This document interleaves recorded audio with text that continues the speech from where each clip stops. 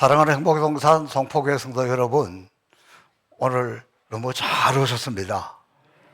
제가 뉴스를 보니까 오늘 외국으로 나가는 사람이 134만 명이 이번 설에 그렇게 나가고, 그리고 이미 명절이 시작이 되어서 가슴을 졸이고 여러분을 기다렸는데, 오늘도 여러분의 얼굴을 보니 주님의 얼굴을 보는 것처럼 반갑고 보통 때보다 더 고맙고 너무너무 감사합니다.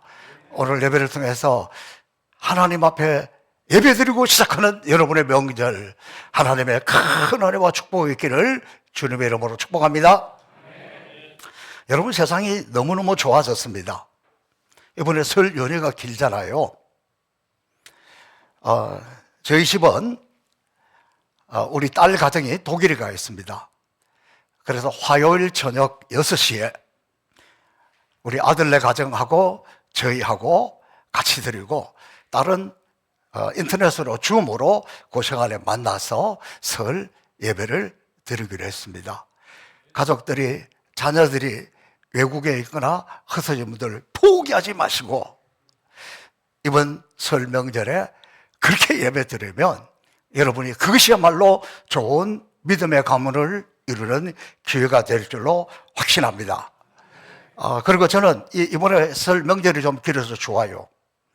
저는 이번에는 아무 데도 가지 않고 제21차 러브 아프리카 선교 차근차근 좀 짐도 정리하고 책자도 만들고 아프리카사의 설교도 좀 준비하고, 그래서 이번 한 주간은 선교지 가기 전에 이런 것을 준비할 수 있는 시간이라서 저에게는 너무 좋습니다.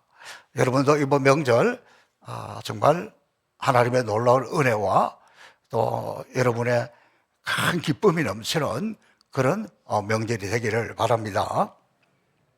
저는 어제 중앙일보 기사 중에서 한 인터뷰 기사를 보았습니다. 그 주인공은 남경필 집사님이에요. 이분이 침례교 집사님이니까 우리 장로교로 치면 아마 장로님 역할을 하고 있는 그런 분들은 너무 잘 알죠. 이분은 금수저를 물고 태어났습니다. 그 할아버지부터 굉장히 있는 집안이었고, 또 그 아버지가 국회의원 하던 그 지역구를 물려받아서 국회의원을 5번 했어요. 그리고 경기도지사도 했습니다. 그 아내는 정치인의 아내 하는 거 너무 힘들다. 당신 국회의원 할 때까지는 내가 봐줬는데 당신 진짜 도지사 하려고 하면 나 이혼할 거야. 도지사 되고 나서 이혼했습니다. 그리고 부모가 이혼하니까 자녀들도 헷갈리잖아요. 근데 그 아들을 이렇게 유학을 갔는지 그랬는데 그곳에서 마약 중독이 돼가지고 감옥에 들어갔습니다. 그리고 그 다음 선거에는 떨어졌습니다. 굉장히 일찍부터 국회의원을 했기 때문에 굉장히 장래가 주목되는 분이었는데 그렇게 그냥 꺾였습니다. 주저앉았습니다. 근데 주저앉아서 끝난 게 아니라 그분이 재기했어요. 다시 일어났어요. 다시 성공적인 삶을 삽니다. 정치인으로 성공적인 삶을 사는 것이 아니라 자기 아들처럼 이 땅에 수많은 마약 중독으로 고통당하고 있는 이 젊은이들을 건져내어서 재활하고 교육시키고 취직시켜주는 마약 퇴치 활동가, 지금은 그거 하고, 그 다음에 어떤 혁신 기업을 해서 지금은 자기 말로 국회의원 도지사 할 때보다 세금 훨씬 더 많이 내고 지금이 자기 인생에 너무너무 행복하고 좋은 시기다라는 거예요. 자, 근데 그 기사 중에서, 그 인터뷰 중에서 제일 마지막 부분, 이게 저한테 확 와닿았습니다. 아들이 어릴 때부터 참 신앙이 좋았다. 그분의 표현으로 하나님을 신뢰하는 신앙이 참 깊었다. 그런데 어느 순간부터 점점 하나님을 멀리하기 시작하더니 그 자리에 하나님을 점점 멀리하고 하나님이 빠져나간 그 자리에 마약이 들어왔다. 물론 지금은 벗어났습니다. 지금은 물론 오히려 아들과 같이 마약 퇴치하고 같이 사업을 잘하고 있는데, 저는 그 말이 너무 저한테 강력하게 와닿았습니다. 하나님으로부터 점점 멀어지더니 바로 그 자리에 마약이 들어왔다는 거예요. 명절을 앞두고 있는데 여러분의 혹시 자녀들 중에서, 또 오늘 이 자리에 나온 여러분 중에서 뭔가 점점 내 신앙이 하나님으로부터 멀어지는 순간이 온다면, 그 순간에 남경필 아들에게는 마약이 들어왔지만 우리에게는, 여러분의 자녀들에게는 무엇이 들어올지 모릅니다. 다시 한번 이 명절에는 온 가족이 모여서 예배하고, 다시 한번 여러분의 집안이, 여러분의 가문이, 여러분의 자녀들이 주의 성령이 떠나지 않고 하나님이 떠나지 않고 그 자리를 굳게 지키는 믿음의 가문, 믿음의 대를 이어가기를 주님의 이름으로 축복합니다. 자, 오늘은 엘리사의 갑절의 영감 두 번째 시간입니다. 오늘 이 주인공 엘리사 선지자는 그의 스승이었던 엘리야 선지자를 끝까지 붙들고 가는 그런 모습이잖아요. 막 주변에, 오늘 본문에도 나왔습니다만은 베델로 가니까 베델 사람들이 막 이러잖아요. 아, 당신 눈치가 있어야지. 지금 당신 선생님 엘리야는 그의 모든 사명을 다 끝내고 영광스럽게 하나님 나라로 올라가야 되는데 당신이 붙들고 있어서 지금 못 가고 있는 거 아니냐. 그렇게 하면 안 돼. 놓아셔야 돼. 그거 모르냐? 엘리사가 뭐라 그래요? 나도 알고 있다. 잠잠해라. 그거보다 더 중요한 것이 있다. 이 엘리사를 한번 생각해 보세요. 우리가 알고 있는 엘리야 선지자 얼마나 위대한 선지자입니까? 모든 선지자 중에서도 가장 능력이 있는 사람이었잖아. 영빨이 얼마나 셌는지 바알과 아세라 선지자 850명하고 싸워서 이겼잖아요. 그런데 반면 엘리사는 시골에서 농사 짓고 있었잖아요. 농사 짓고 있는데, 소 몰고 있는데 그를 불러가지고 따라 나섰고, 요즘 말로 하면 신학교 들어가가지고 이제 막 신학교 졸업하는 그런 단계예요. 그런데 아니, 그 위대한 능력의 종, 그 하나님의 사람, 그 기적의 사람 엘리야가 향하던 그 모든 사명을, 사역을 엘리사 보고 이제 네가 해라. 아니, 무슨 말입니까? 내가 어떻게 그걸 합니까? 아니야, 네가 할 수 있어. 네가 해. 요즘 같으면 시금방진 사람은 그러겠죠. 내가 부족하지만 한번 해보겠습니다. 내가 잘할 수 있을 겁니다. 뭐 엘리야 한 거 뭐 나라고 못하겠습니까? 이렇게 시금방 떨 수도 있었을 거예요. 그런데 엘리사는 그게 아니에요. 아닙니다, 아닙니다. 어떻게 엘리야가 행하는 그것을 내가 합니까? 그래도 해야 돼. 그렇다면 내가 할 수 있는 능력을 줘야 되지 않겠습니까? 내가 아무 능력도 없이 어떻게 이 일을 하겠습니까? 나에게 그 능력, 다시 말하면 엘리야와 함께 하셨던 하나님의 그 능력, 그 영적인 능력, 그 영감을 나에게 그러면 갑절이나 주세요. 배나 주세요. 그래도 할까 말까 한데 그냥은 못합니다. 그게 오늘 이 본문의 내용이에요. 근데 중요한 것은 이 하나님의 능력, 갑절의 능력이라는 것은 하나님 갑절의 능력, 갑절의 능력 그런다고 하늘에 툭 떨어진 건 아니에요. 오늘 성령 충만의 날이니까 성령 충만, 성령 충만 그런다고 되는 게 아니에요.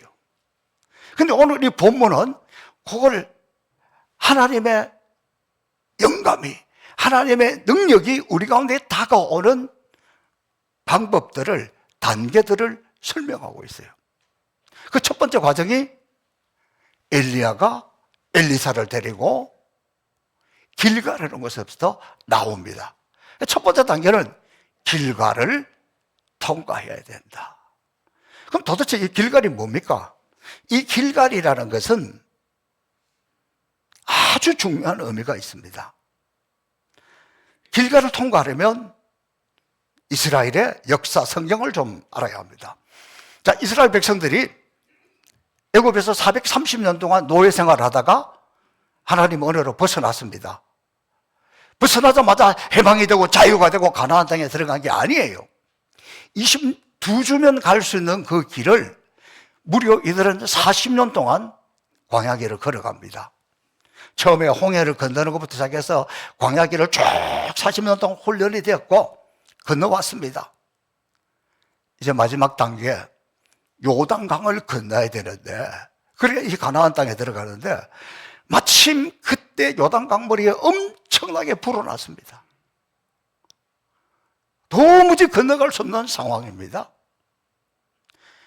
그때 그들은 하나님을 의지하고 하나님의 말씀을 붙들고 하나님의 지시대로 따라갈 때에 요단강 물이 쫙 열리고 그들이 그 길을 건너갈 수 있게 되었습니다. 건너가자마자 와 살았다, 다행이다, 좋다, 잔치하자, 그게 아니에요. 그것을 건넜을 때 아주 중요한 대목이 있습니다. 은혜 받았을 때, 능력 받았을 때, 응답 받았을 때 그 감동이 식기 전에 감사해야 돼요. 인간은 은혜 받은 것은 금방 잊어버려요. 은혜는 물로 씻어버리고 원수는 돌에 새기는 것이 사람들이에요. 그러니까 그걸 건너자마자 그들은 바로 그곳에 돌무더기를 쌓습니다. 기념비를 쌓습니다. 그리고 이렇게 하나님이 가르쳐 줍니다. 훗날에 너희 자녀들이 이 요단강가로 이렇게 왔다가 이게 뭡니까? 이게 무슨 기념입니까? 그렇게 물을 때 이렇게 설명하라. 그래서 그들은 그 오고 오는 후손들에게 늘 그걸 이야기하는 거예요. 야, 우리 옛날에 너무너무 어려워서 노예로 살았어. 우리는 뭐 아무것도 없었어. 무기도 없었어. 근데 하나님의 은혜로 이렇게 이 가나안 땅에 왔는데 그 마지막 관문, 이 요단강을 건널 때 우리 힘으로 도무지 어떻게 할 수가 없었어. 건널 수가 없었어. 그 중에 아마 이렇게 물을 수도 있겠죠. 다리 건너서 오면 되죠. 그때 다리가 있었어요.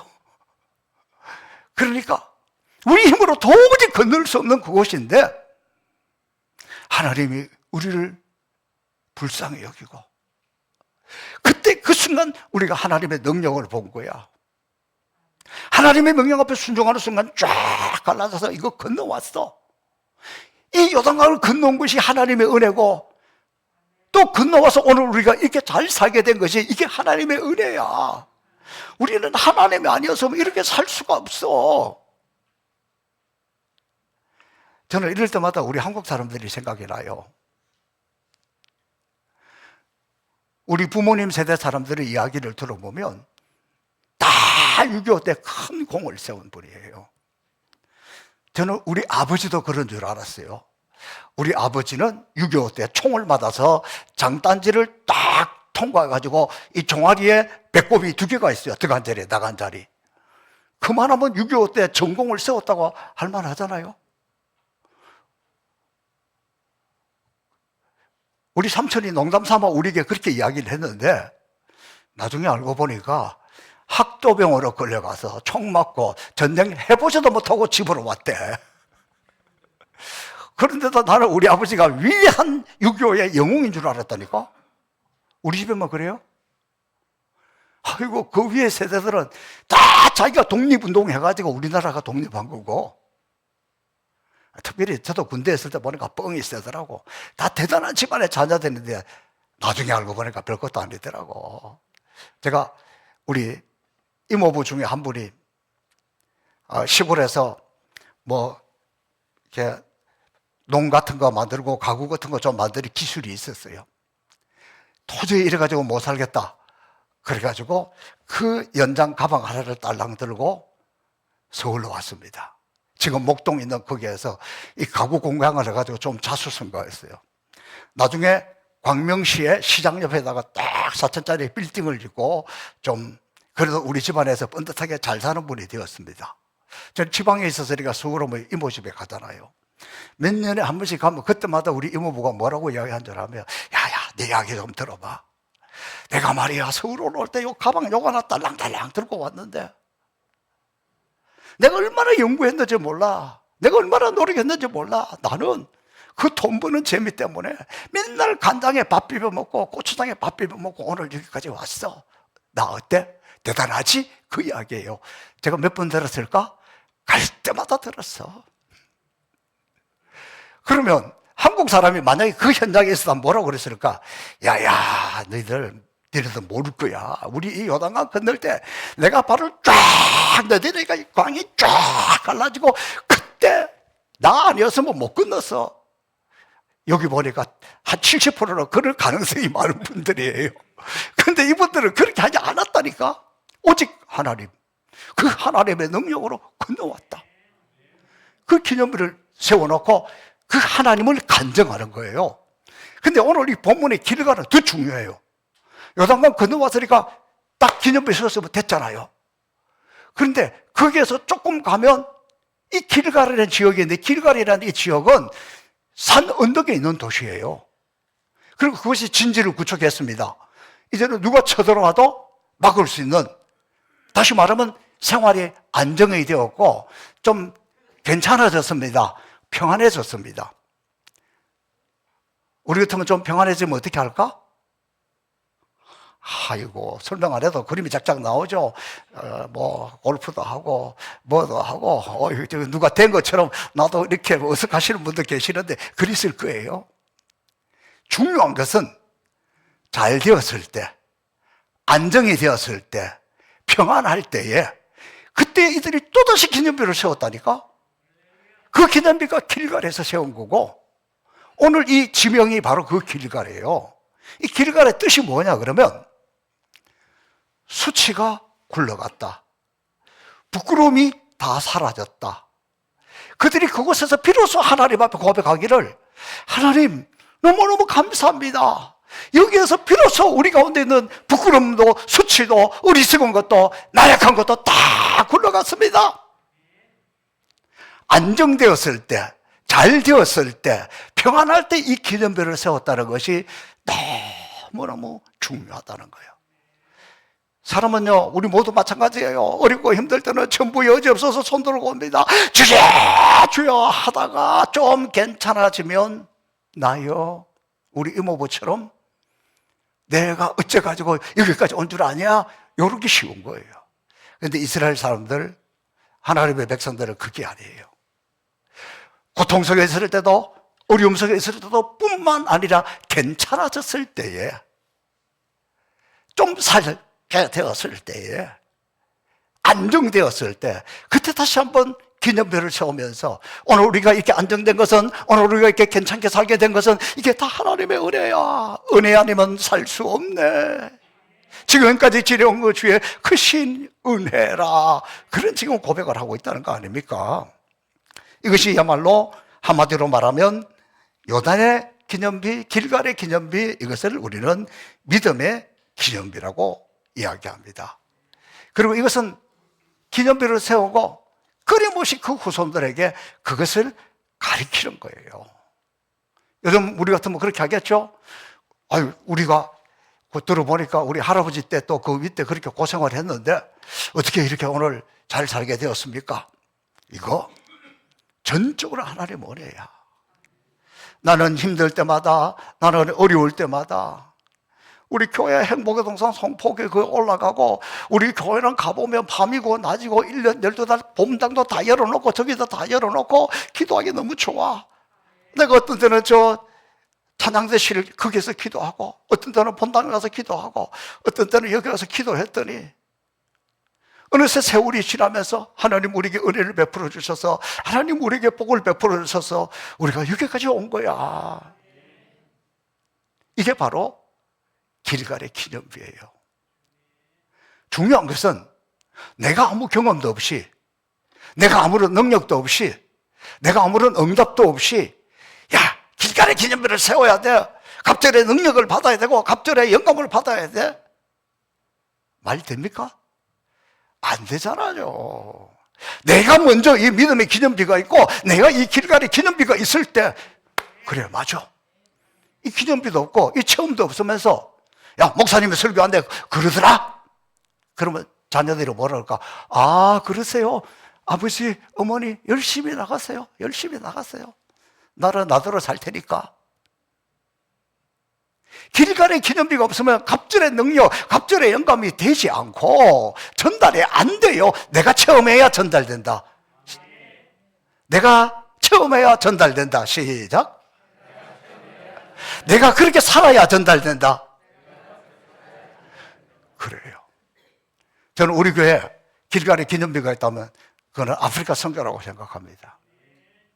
우리가 어려울 때도 힘들 때도 우리보다 연약하고 힘든 어려운 그분들에게 가서 이걸 잘했습니다. 벌써 21번째 갑니다. 제가 아프리카 갈 때마다 그분들을 향해서 설교하는 거는 이거하고 똑같은 내용이에요. 나는 6.25가 터지고 얼마 되지 않아서 태어나서 학교에 가보면 총알 자국도 있고 미군들이 전해주는 옥수수빵, 우유 덩어리 그렇게 그거 먹고 그렇게 커서 고생을 했는데 우리는 예수 믿고 구원받아 우리는 오직 하나님밖에 없어서 밤에도 밤을 새워 하나님께 기도하고 새벽마다 하나님께 기도하고 예배를 생명처럼 여기고 막 그렇게 하나님과 붙들고 왔더니 어느새 우리가 이렇게 살게 되었다. 그러면 그분들이 당신 도대체 나이가 몇 살인데 제 나이를 이야기하면 그분들을 까무러쳐요. 왜? 제 나이 또래 사람들 그건 별로 없어요. 다 일찍 죽으니까. 그래서 그들이 이야기하는 거죠. 나를 보라. 우리를 보라. 우리 교회를 보라. 우리 시골 교회였고 적은 교회였고 그런데 하나님 의지하고 하나님 말씀 의지하고 믿음으로 살아서 하나님 우리에게 주신 복이지 이거 하나님의 은혜로 온 것이 우리가 많아서 온 거 아니야. 여러분이 사는 길도 여러분 이 아프리카 교회가 일어나는 것도 전적으로 하나님을 의지하고 하나님을 신뢰하고 믿음으로 가고 밤을 새워서 기도하고 새벽에 기도하고 그분을 따라가고 그분을 의지하고 그분을 붙들 때 우리에게 주신 하나님의 그 축복이 여러분에게도 올 것이다. 이게 제가 갈 때마다 하는 설교 레퍼토리예요. 그게 우리 간증입니다. 우리가 이것을 잘했기 때문에 21차 러브 아프리카 할 수 있고 제 간절한 기대와 소원은 우리 교회는 주님 오시는 날까지 이것만 잘하면 살 것 같아. 힘들고 어려워도 아까워도 아낌없이 쓰고 아낌없이 섬기는 것. 우리 행복의 동산 송포교회의 길간의 기념비는 성교의 기념비가 되기를 주님의 이름으로 축복합니다. 사랑하는 성도 여러분, 이 명절에 이런 교육을 하기에 가장 좋을 때입니다. 어떻게 해서라도 이번 명절에 여러분의 가정에서 이렇게 하나님 앞에 예배드리는 것, 아니면 가족이 아무도 안 불러서 그러면 혼자라도 예배드리는 모습을 보여주세요. 아무도 없을 때 혼자 조용히, 그게 아니에요. 다 모여서 놀든지 텔레비를 보든지 뭐 하든지 그때 나는 한쪽에 들어가서 한 방에 가서 찬송 크게 부르는 거예요. 그리고 하나님 앞에 예배자로 서는 거예요. 여러분 이번 명절에 얼마나 축복의 말씀인지 아세요? 야베스의 축복이에요. 야베스 별것 아닌 인간이었어요. 근데 하나님의 은혜로 하나님의 특별한 간섭으로 복을 받았다는 내용입니다. 얼마나 좋습니까? 그러면서 중요한 것은 나에게 이 믿음의 기념비, 요단의 기념비가 있어야 우리 후손들에게 전달이 되고 그리고 또 우리 후손들을 통해서 믿음의 가문을 이루어 갈 수 있는 거예요. 그러면 먼저 나에게 간증이 있어야 되는데 너무 어렵게 생각하지 마세요. 차근차근 몇 개를 살펴보면 이런 거예요. 여러분이 힘들고 어렵고 쓰러져 있을 때, 낭망하고 있을 때 그때 불렀던 찬송이 있습니까? 그래서 그 찬송만 하면 눈물이 나고 그 찬송만 하면 감동이 되고 그 찬송만 하면 내게 막 용기가 솟아나는 그런 찬양이 있습니까? 다시 물어보겠습니다. 여러분의 18번 찬송은 무엇입니까? 우리 시대 대한민국 사람 대부분 소양강 처녀 뭐 이렇게 18번이었는데 찬송은 그런 찬송이 있습니까? 그게 있어야 우리 자녀들도 들을 거 아닙니까? 제가 신방 가면, 요즘 신방을 잘 못하는 시대지만 신방 가면은요 꼭 이렇게 물어봐요. 요즘 당신이 제일 열심히 부르는 찬송이 뭡니까? 그리고 그 찬송을 해요. 대부분 목사님 알아서 하세요. 그건 찬송 안 한다는 이야기예요. 때로 이 이야기를 많이 들었어요. 우리 시어머니가 지금까지 지내온 것 그 찬송 좋아했는데 그 찬송 부르면 좋겠습니다. 그 시어머니 성공한 거예요. 여러분은 무슨 찬송입니까? 저는 아프리카에 가면 막 오랫동안 막 차를 타고 다녀야 되고 막 힘든 그런 과정을 지날 때에 늘 우리가 찬양을 하는데 대부분 시작하는 찬양은 뭐 갑자기 찬양하거나 생각하지 나지 않을 때 제일 많이 부르는 찬양은 내 영혼이 은총 입어 중한제짐 벗고 보니 그 찬양 많이 해요. 그럼 또 다 따라서 하고 아마도 아프리카를 다니는 분은 그분은 1절부터 3절까지 거의 다 외울 거예요. 지금 제가 아프리카 가면서 지금 준비하면서 요즘 제가 또 많이 부르는 찬양은 크고 놀라운 평화가 내게 있네 이 세상에는 없는 평화 나의 영혼과 몸 주께 드립니다 오 놀라운 나의 구주 하나님 놀라운 구주 원더풀 이번 선교 하나님의 원더풀의 역사가 나타나기를 사모합니다. 그러면서 우리가 기회가 있을 때마다 때가 있을 때마다 부르는 찬송 너무너무 중요합니다. 그렇게 해야 우리 자녀들도 쓰러졌을 때 넘어졌을 때 우리 어머니가 우리 아버지가 이 찬송을 좋아했지 그리고 그 찬송이 입에서 흘러나올 거 아닙니까? 저는 대대로 예수 믿는 집안에 태어났기 때문에 우리 할아버지는 늘 찬송하시기를 눈을 쳐시 감고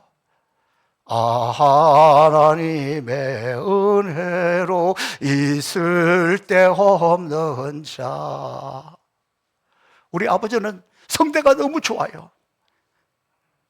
성악가 중에 그만한 성악가가 없었을 텐데 뭐 시골에서 개발이 안 돼가지고 그렇지만 우리 교회에서 일당백이에요.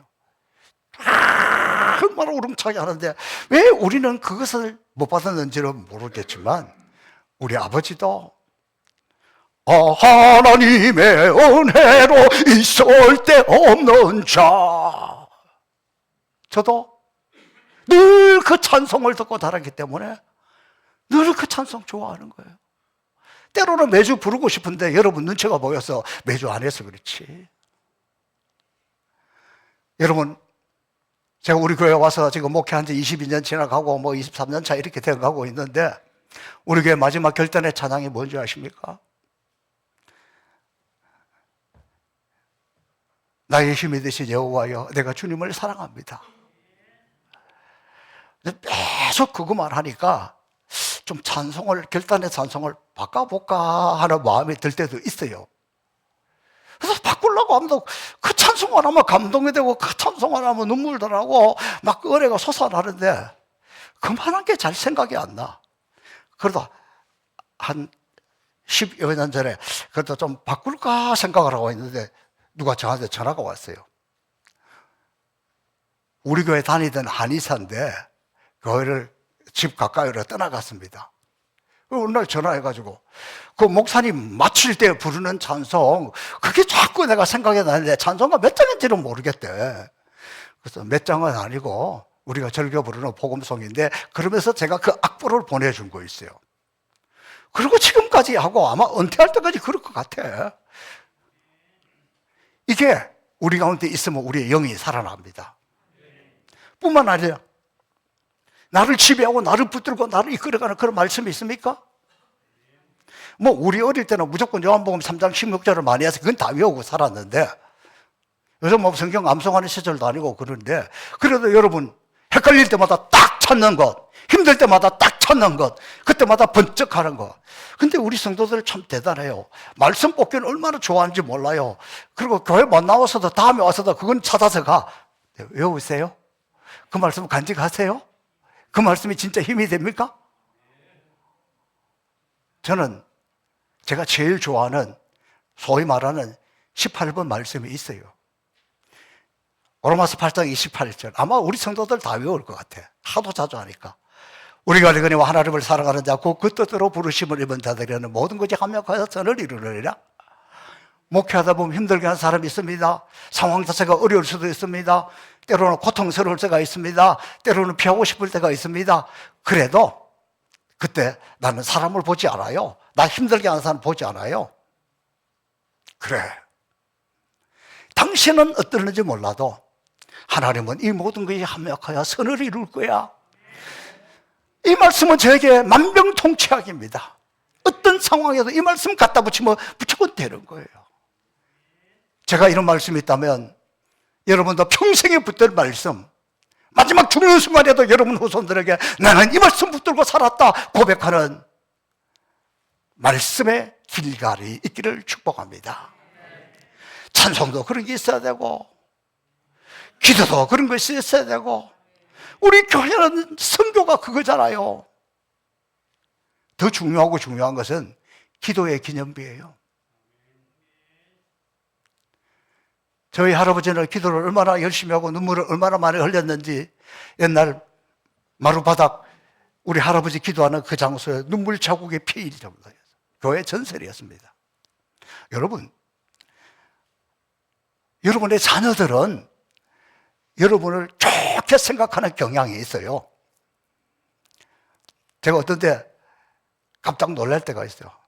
이번 1년에 한 12번 특별 새벽 기도회 할 때, 그리고 뭐 많이 해야 한 달도 못 나오는데 그 자녀들이 이야기하는 걸 가만히 들어보면 우리 엄마는 기도밖에 몰라. 왜? 어쩌다가 눈 졌을 때 교회 가니까 평상시에도 늘 그런 줄 알아. 그렇게 좋게 생각해요. 그런데 여러분의 후손들이, 여러분의 자녀들이 우리 할아버지 그거는 기도밖에 몰라. 지금 여러분의 신앙을 보지 말고 앞으로 그렇게 될 것을 믿고 아멘 해야지. 우리 할머니는 밤낮 기도야. 주여, 기도의 기념비가 있어야지. 응답받은 기념비가 있어야지. 그래, 여러분 기도가 골방에서 은밀하게 보시는 하나님께도 해야 되지만 때때로 자녀들이 있을 때에, 자녀들이 볼 때에 그 방법 중에 하나는 이런 거예요. 우리 애들이 다 커서, 다 크긴 뭘 다 커. 자녀는 60이 돼도 70이 돼도 애야. 부모는 제발 그만하세요. 그래도 저녁에 되면 애들 방에 들어가서 딱 손을 얹고 기도해 주세요. 여러분, 이게 얼마나 대단한 줄 아세요? 제가 목회하면서 경험한 거예요. 한 집사님이 제 남편 전도하기 위해서 밤마다 발을 붙들고 기도를 했대요. 그래, 왜 이래? 하지 마! 그러더니 어느 날 안 하니까 왜 오늘 기도를 안 해주냐고. 그리고 어느 날 주일날 교회 가는데 나도 갈게. 그러니까 어디? 어디긴 어디냐? 교회지. 그 따라 나오더라니까. 그렇다니까. 그러니까 하나님 역사를 믿어야 되고, 내 마음에 이런 소원이 있어야, 이런 마음이 있어야 올 거 아니에요. 그래서 여러분, 이 갑절의 능력을 받고 갑절의 영감을 받는다는 건 중요한 것은 내가 체험하고 내가 그 은혜를 입으면, 내가 그 영광을 보면 그거는 그렇게 되는 거예요. 그러니까 갑절의 영감을 외친다고 오는 것이 아니라 길가를 통과해야 되는 거예요. 우리 신앙에 이 길가를 통과하면 그렇게 될 줄로 믿습니다. 그렇게 되면 때로 여러분의 자녀들이 실패하거나 낙심하거나 쓰러져 있거나 좌절된 상태에서 그때 정신이 번쩍 들면 나 집에 돌아갑니다. 어머니 기도 못 잊어. 할머니 기도 못 잊어. 할아버지 기도 못 잊어. 그리고 눈물 흘리면서 오게 되는 거예요. 우리 교회도 이런 믿음의 가문을 여기서 부탁하게 노력을 하는데 꼭 믿음이 좋은 사람이 그런 것만은 아니에요. 제가 우리 요즘 양철호 집사님을 보면 꼭 믿음이 좋았다기보다 믿음이 좋겠지. 어쨌든 아들을, 며느리를 교회에 데리고 오려고 일부 예배 딱 드리고 2부는 그걸 위해서 전적으로 헌신하는 것, 하나님이 축복해 주실 거야. 윤모 잘 될 거라는 그 이야기야. 그게 있어야 된다는, 그게 있어야. 욕심을 내십시오. 명절 아닙니까? 이때 기회입니다. 요즘 우리가 제가 새벽기도 다니엘 사고 있잖아요. 그 다니엘서에 보면 느부갓네살 왕이 다니엘을 찾아왔을 때, 다니엘이 왔을 때 그 앞에 뭐라고 이야기하나 그러면 그 뒤에도 계속해서 나오는 것 중에 하나가 뭐냐면 거룩한 신들의 영이 네 안에 있다. 그들이 때마다 다니엘을 찾아올 때마다 찾아온 이유가 뭐냐 그러면 당신 안에 거룩한 신들의 영이 있는 것을 내가 보았다는 거예요. 오늘 본문의 표현을 빌리면 당신 안에 하나님의 갑절의 영감이 있는 것을 내가 보았다는 거예요. 그렇게 보면 이어지고 전달되고 내려가서 그렇게 됩니다. 여러분, 내가 지금 부족하지만 또 명절을 맞이하면서 기도로 준비하고 용기를 내어서 믿음으로 나가면 이번 명절에 오늘 예배 참석한 여러분을 통해서 여러분 안에 거룩한 신들의 영이 있는 것, 성령이 있는 것, 하나님의 살아계신 역사가 있는 것이 보여지기를 축복합니다.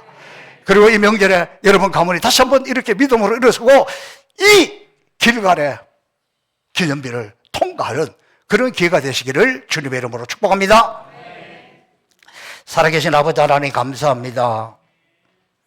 명절을 맞이하면서 갑절의 영감은, 갑절의 영역은 그냥이 아니라 길갈의 단계를 거쳐가는데 이 명절을 지나면서 이번 이 명절이 우리 가정에 길갈의 기념비가 되게 하여 주옵소서.